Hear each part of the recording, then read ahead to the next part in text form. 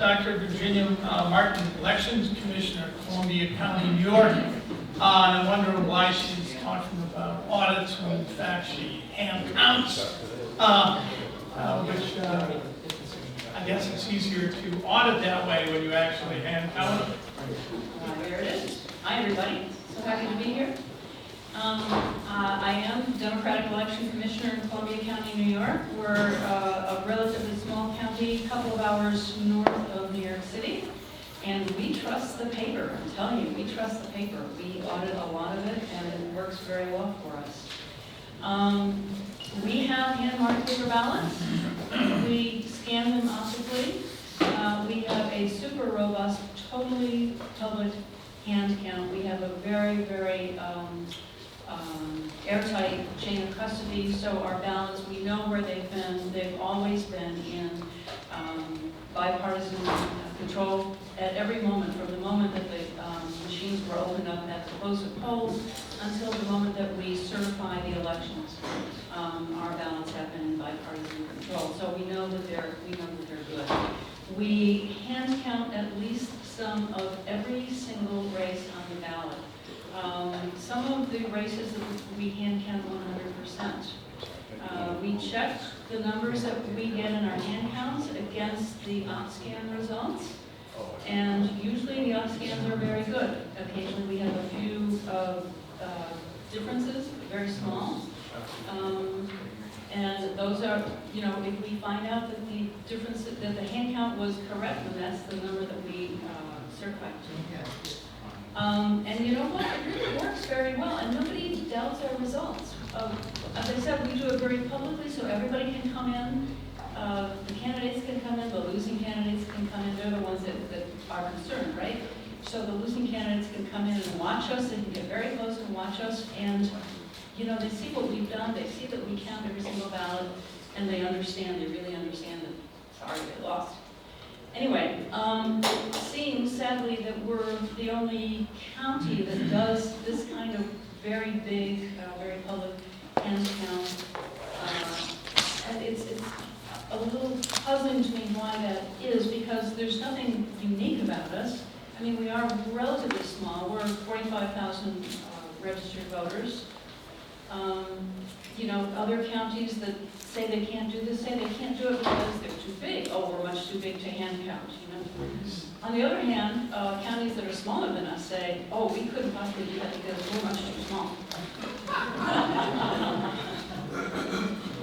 Anyway, I'm here to say that I think that it can be done by anybody, any size county. We do count a whole lot of the ballots. It's not necessary that we hand count as many as we do, but we do it because our voters and our candidates have come to expect it from us, and it's frankly very easy to do. So it's just our routine, and it's what we do. You know, looking forward, we're trying to be positive here. I'm here to say that I think that other counties could do this. If you've got commissioners, if you live in county that has commissioners that are friendly to you and kind of responsive to your input, you know, you could put it to them and, you know, tell them, hey, I think this could be done. So, what we found, and we've been doing this since 2010, so we've been doing it for a long time. We do it for every single election. What we found is that it's really not that hard to do. It doesn't take that long, and it doesn't cost that much. And this is true no matter what size you are, whether you're very big or very small. So, what is the purpose of a board of elections? After all, you know, the whole point is to protect democracy, right? To make it possible. Well, how do we do that? Fair and accurate elections that are administered properly, that everybody can watch and everybody has confidence in.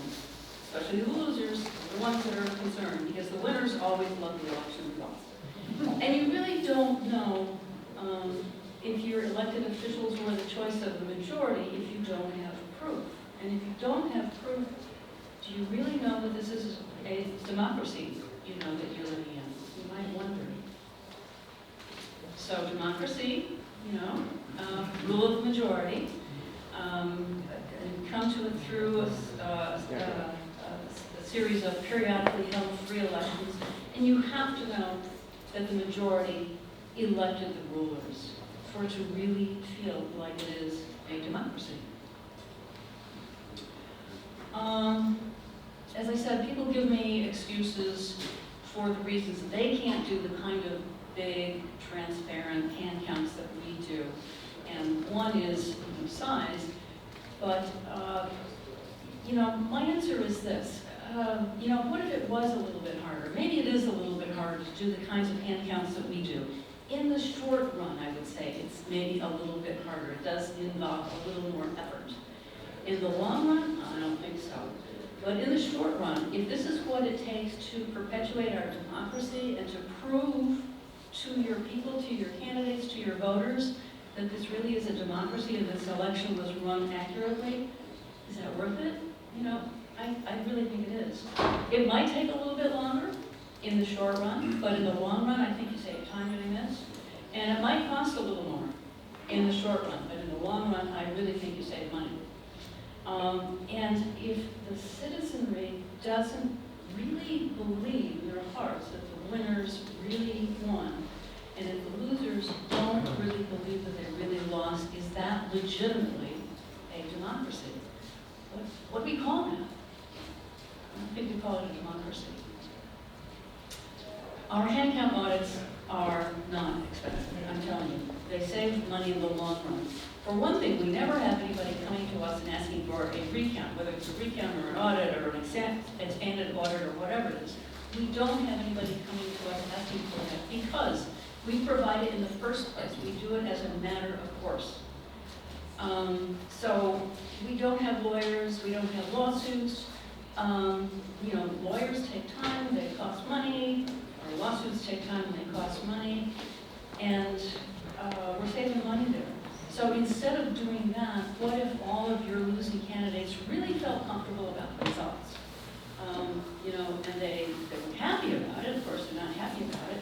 But what do? They're not fighting you for the next month or year or 2 years over the results of your election because they understand that they lost. They go on in their lives, or they go on and look forward to the next campaign. And what's more, your Board of Elections is not spending a lot of time in the midst of litigation. I know what it's like to be in litigation. We haven't done litigation over what the machine results were, but we have had litigation over absentee ballots, whether or not they're to be opened. So I have been involved in that, and it takes up an enormous amount of time, and it's very, very expensive. So in terms of the machine count, we don't get into that whatsoever. And I know that's not the case necessarily in all boards of election, but in ours that is the case. So I think we're really saving a lot of money there and a lot of time.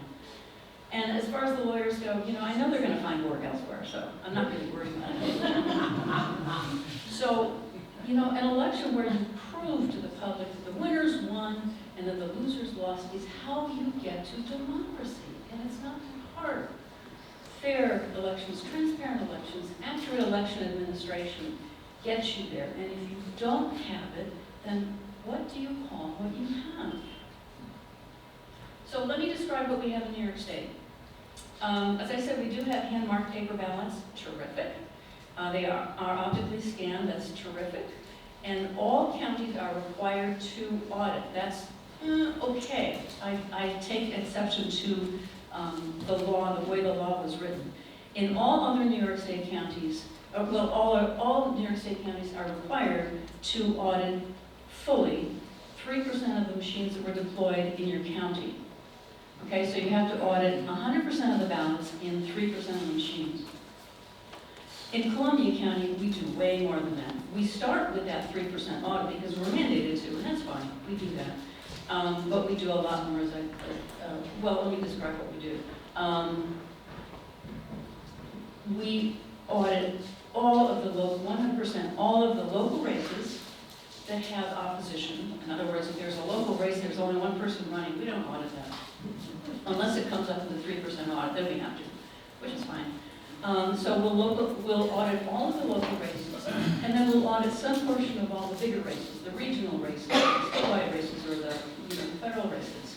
We'll do some degree of that. And what degree of that we do is up to the 2 commissioners. I'm one commissioner on the Board of Elections. There's another commissioner, Republican Jason Naskey, and the 2 of us have have agreed to do audits this way, and we agree going into an audit that we can audit every single race if we want. I mean, if he says he wants to audit every single race, I will let that happen. And likewise, if I say I want to audit every single race, he will let that happen. So we just have an agreement that it works. And sometimes I want to audit one race a little more than he does, and vice versa, and it works just fine. We don't have any arguments about it. So every single race gets audited to some degree. Many are audited 100%. And the public is very welcome to come in. They can watch very closely. They'll come in and sometimes they're really fascinated by it. Usually they get bored pretty quickly because it is a little bit like watching paint dry. But some people really find it quite fascinating. They're transfixed by the notion that this is democracy at work. They love it. Some of them really, really love it. Why do we count so many ballots by hand? Well, in my case, it's because I'm signing that document. I'm signing that document saying, I certify to the totals of this election. And that matters to me. It matters to everybody. But maybe I take it a little bit differently than some other people do. I really want to understand how those results were arrived at. And I can tell you by doing the hand audit, I understand. I watched people do the auditing. So I understand and my counterpart understands. To err is human, but to really screw it up, you need a computer, right? You've kind of learned that today, right? They have their vulnerabilities, and if the Pentagon can be hacked, how do I feel about my poll sites, my voting machines out there? So what we have in Columbia County is this heavy marriage of tech and old-fashioned counting. What happens on election night is we pull the results off the machines, and we announce those as unofficial results, and then immediately after that, we bring all the ballots back to the Board of Elections bipartisanly. Like I said, we lock them up, everything is secure bipartisanly, and then we start hand counting everything that we want to hand count. And sometimes we'll find a difference. If we do find a difference, and it's always a very small difference, we will adjust it. We will adjust our certification. It's kind of an insurance policy. Who's going to, work fracture magic on our machines? I don't think anybody would do that. I don't think anybody would hack our machines. What's more, our machines are, we got them in 2008. They're starting to get old. I know some counties are concerned that they need to buy new machines. We don't feel that way because we're counting their product. We're testing their product all the time. If something starts to fail, we're going to know it immediately. Not only will we know it immediately, we'll know exactly what the voter count was. So let me tell you quickly what Columbia County does. The voter hand marks the ballot, feeds it into the ballot scanner. The scanner tabulates it. At 9 o'clock when the polls close, the results tape is printed and it's posted on the wall so everybody can look at it. And then we have this chain of custody that I described a little bit. And we bipartisanly get all the ballots, all the poll books, all the sensitive election materials back to the Board of Elections. And then the next day we're going to start our public hand count audit here. And sometimes that audit, as I said, results in a change of a vote, or maybe a couple of votes, or maybe 3 votes. And in a great big race for president's not going to make any difference, right? But let me tell you, in the local races, there are an awful lot of races that are determined by just a few votes. And since 2001, there have been 56 of them, right? Yeah, I mean, if you've had local candidates, of course you know that it really matters to them whether they win or lose. They want to know if they lost by 1 or 2 or 3, how do they feel? If they didn't see the proof that they lost, they're probably feeling a little like, I don't really know what happened. There were 10 ties, in that time, right? 19 had a margin of 1, 16 had a margin of 2, 11 had a margin of 3. So our counting all these local races makes a big difference to us, I think. So, as I've said, big counties say, oh, we could never do what you do because we're too big. And I don't think that's correct. I think everything scales. Our county is just the right size to count the number of ballots that our voters present us with, right? We could never count the number of ballots that a great big county has. Likewise, a great big county has the ability to count all their ballots because they get a number of ballots according to the number of voters that they have, and they have the wherewithal, they have a bigger staff, they have a bigger tax base, they have bigger and more facilities. They could do the same thing that we're doing. And likewise, a really small Board of Elections could never count all those ballots or even our ballots, but they can count their own. And one argument that's given is we don't have enough people to do that. Well, we don't have enough people to do that either. Our staff couldn't do that. What we do is we hire temporary workers. Typically, we hire inspectors, and we've been doing this since 2010. So we've put together a roster of very, very good, very competent, very interested workers who love doing this, and they come in after every single election and they help us with this. We've gotten pretty darn good at it. So, this is the way I look at it. If you're a little Board of Elections, you're just the right size for the ballots that you have. Medium, same thing. Large, same thing. And they don't have to count as many ballots as we count. They, count a couple of races. And if they just wanted to get started in it, they could start by just counting a couple of races, and then as they get better, it'll become much easier. I've never met a county that was the right size. They're all too small or too large. So I guess that means that the only size county that is right for hand counting the way we do it is about 45,000 voters, right? So let's take that logic to the next step. I took a look at counties in New York State and the number of voters that there are in each county. We have 62 counties. As I said, we have about 45,000 voters. And you can see from this that there are 24 counties that are too small to hand count, according to this prevailing logic. You can see that there are 36 counties, I think, that are too big to hand count by the prevailing logic. But you can see that there are 2 counties, because there's another county that's exactly the same size as Columbia County. That's Portland County, and I just discovered that. And they're exactly the right size. Eureka! We've identified exactly the right size county for hand counting lots of ballots. This is it. I don't want to spend much time on this, but in terms of chain of custody, we've talked about that a little bit over the last 2 days. We have a terrific chain of custody. I made these goofy-looking graphics that show you how everything is done bipartisanly, and there's never an opportunity for ballots to be not under bipartisan control.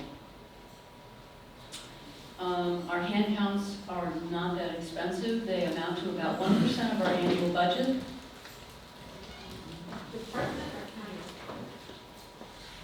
Department. Our Board of Elections budget, the hand count audit is about 1% of our Board of Elections budget. What is the Board of Elections for? But to prove that the elections are accurate and they were fair. What's more, that money goes to local people. They're civic-minded people. They work very hard and they do a great job. So let me tell you about the presidential election 2016. I happen to keep track of the costs here and the amount of time that our counters spent. We had a turnout of 28,000 election day voters. So we had 28,000 election day ballots. And what we do after an election is we reconcile all the ballots and all the paper and all the poll books and all the other documentation that comes in from the polls, and it's a lot. So we hire people that we call reconcilers to organize all that. And they organize all the ballots. They make sure that we have every single ballot that was sent to the poll site, and they're always able to do that to a T, and I look at every single one.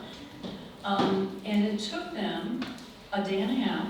It took 8 reconcilers a day and a half, 8-hour days, to reconcile all 28,000 ballots. That's a lot of paper, but we have a process. We've gotten good at it. We know how to do it. And it cost about $1,200 to do that, right? And then the counters come in, and it's oftentimes the same people plus more.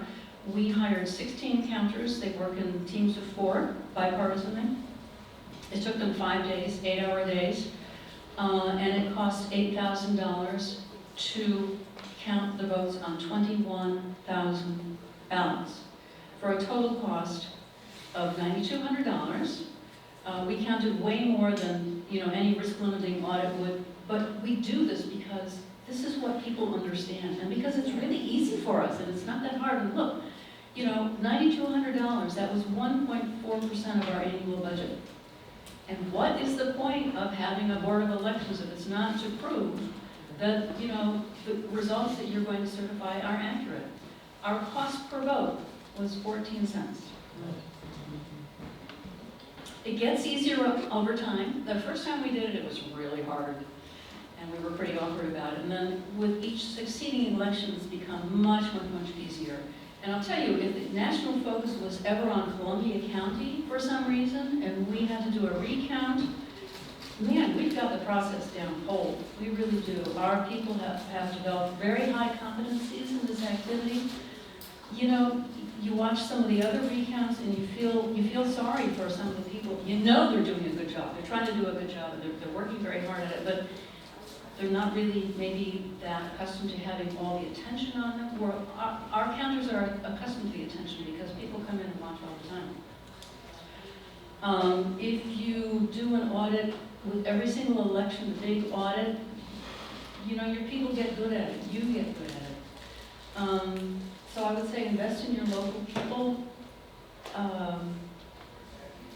The transparent, human, provable election result is terrific.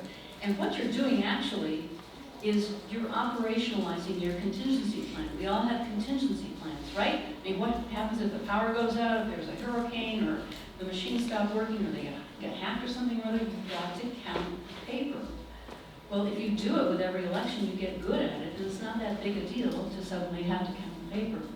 So prepare for the day when you might need to do that. Do a serious count with every election. You'll have all the preferably worked out, just in case. I like the fact that we hire all these people to work. You saw that we hired 8 reconcilers and 16 ballot counters, and it wasn't like 16 necessarily worked 5 straight days. We cycled people in, cycled people out according to their schedule. So we get to know a lot of people, and they get to know us very well. They're, executing their civic duty. They really feel very good about what they're doing, and most of them are inspectors. So when they're at the poll site on election day, if anybody, has any questions or any concerns or any skepticism about what happens with their ballots, they say to them, oh, we hand count them. We're going to be at the Board of Elections hand counting these anyway. And they feel really good about that. There's voter confidence. That's how you make voter confidence. And if, if they needed to do a high-profile recount, they're not going to be the deer in the headlights. They're just stupid, right? Another thing that we do, and this is a little bit off topic, but people power, we print our own poll books, we print our own ballots. It means that maybe, our FTEs are a little higher than they might be, but I like that. We're hiring local people, we're giving them good jobs, they've got good benefits. I just think that's a good thing. And I'm not here to knock vendors. Somebody else can do that, but I like hiring the local people and doing that. So, summing up, this is about democracy. It's about doing a really robust hand count that everybody can watch. It isn't that hard. What it is tedious. It is tedious. But, it's a few days out of a year, and it's about democracy. It doesn't take that long, especially after you've done it a few times. It doesn't cost that much, especially when you consider the cost of running an election that people didn't trust, or they don't really know if they should trust. But these elections, people know they can trust. And we've proved, to our people that they really, truly do live in a democracy.